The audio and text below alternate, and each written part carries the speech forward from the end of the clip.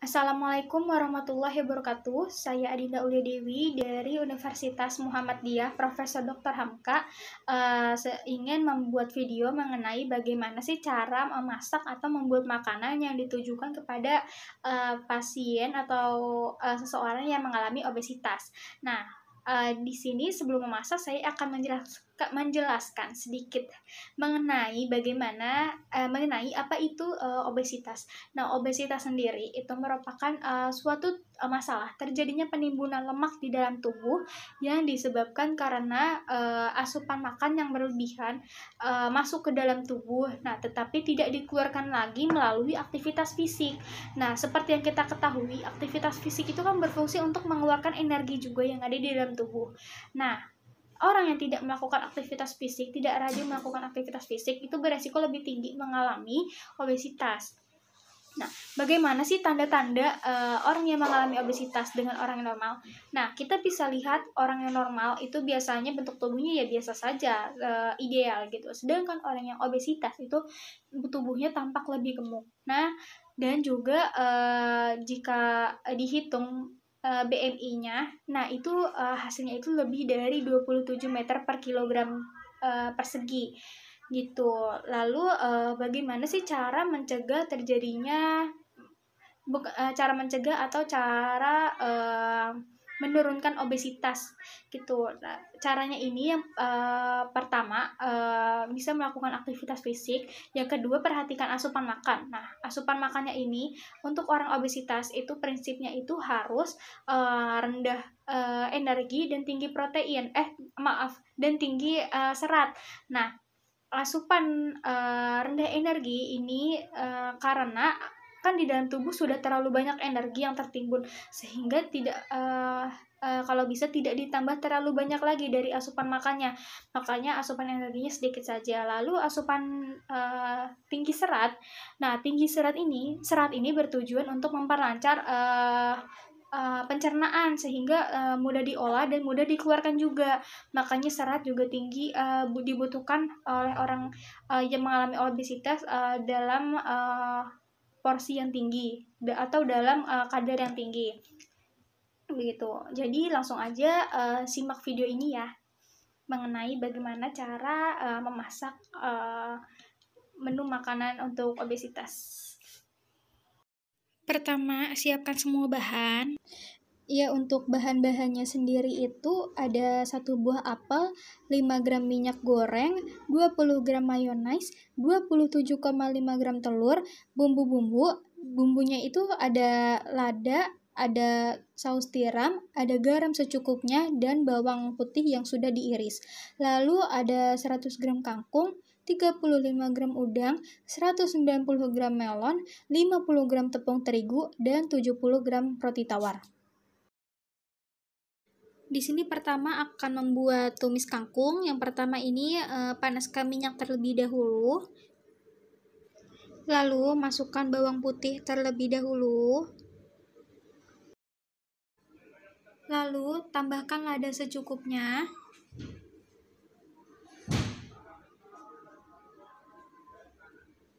Dan aduk hingga lada dan bawang putih ini tercampur merata. Selanjutnya masukkan garam secukupnya. Aduk sebentar. Lalu masukkan daun kangkung.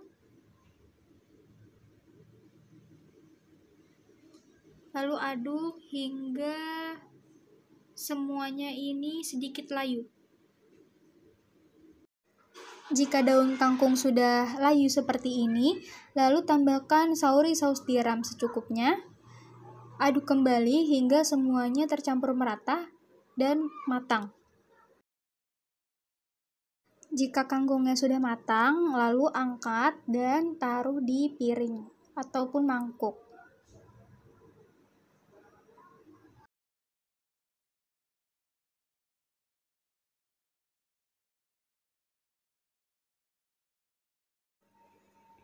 Selanjutnya yaitu membuat udang crispy. Nah, udang crispy ini dibuat dengan cara membaluri tepung serbaguna ke udangnya. Nah, proses pembaluran ini dilakukan secara berulang-ulang hingga udangnya habis.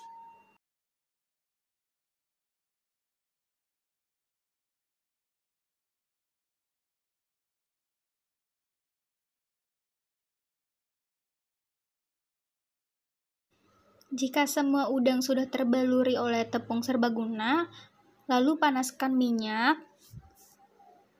Jika minyak sudah panas, lalu masukkan udang yang sudah dibaluri tadi ke dalam wajan.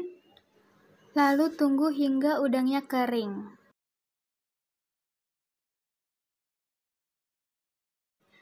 Jika udangnya sudah kering, lalu balik udangnya dan tunggu hingga kering dan matang.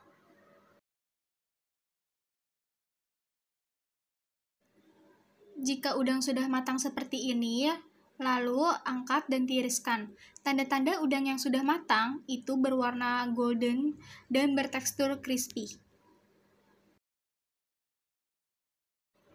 Jika udangnya sudah ditiriskan, lalu taruh udangnya ke dalam mangkuk.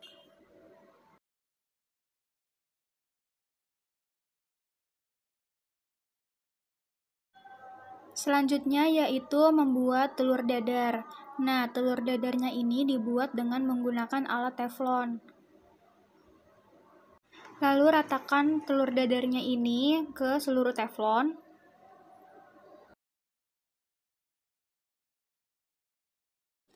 Setelah telur sudah merata, lalu tunggu hingga permukaan bawah telur ini sudah sedikit matang. Jika sudah matang, lalu putar atau balik telurnya ini.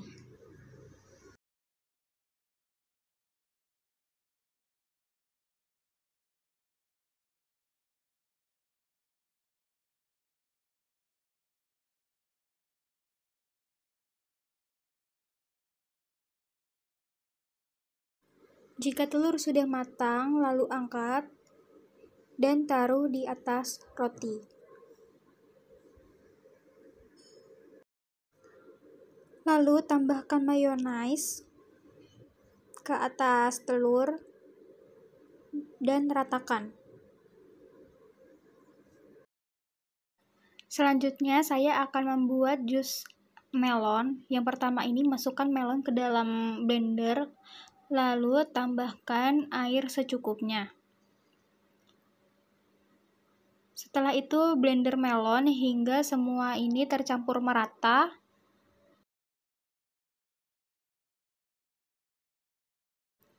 Jika melon sudah di blender, lalu masukkan ke dalam gelas yang sudah disediakan.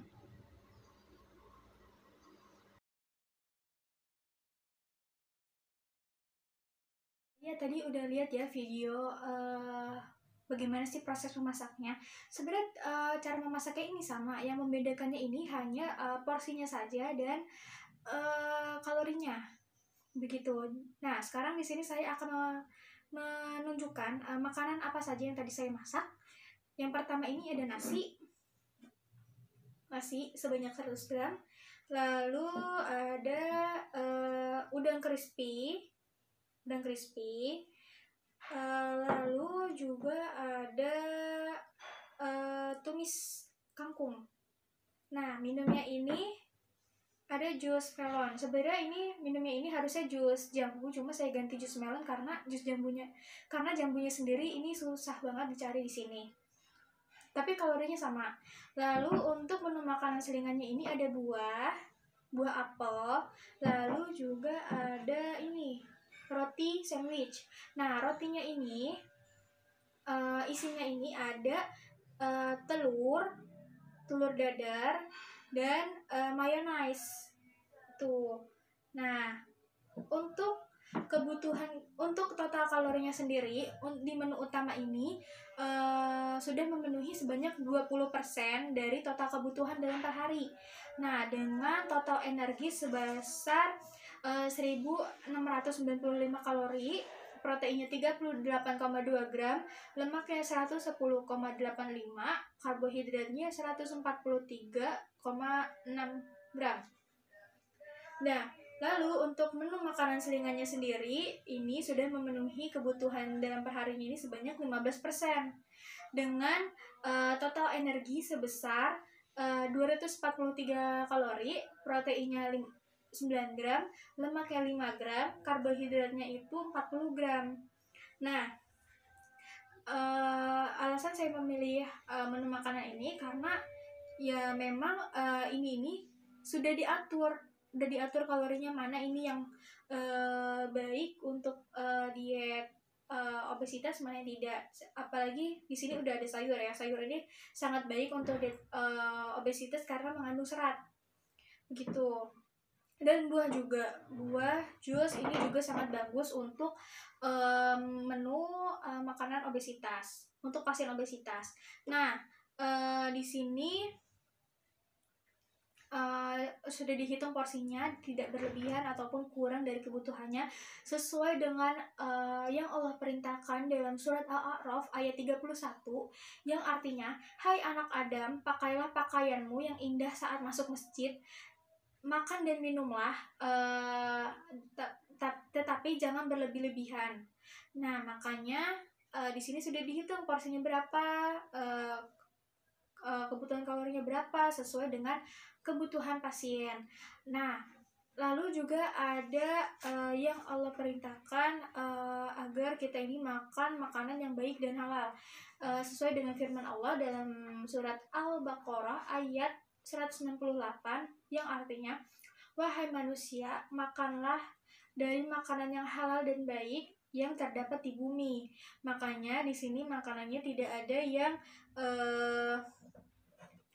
gak baik, karena banyak makanan yang halal tapi gak baik juga ya. Di sini semuanya halal tapi baik juga, kayak sayuran, terus ada udang juga. Ini semuanya baik asalkan dengan cara pengolahan yang baik gitu.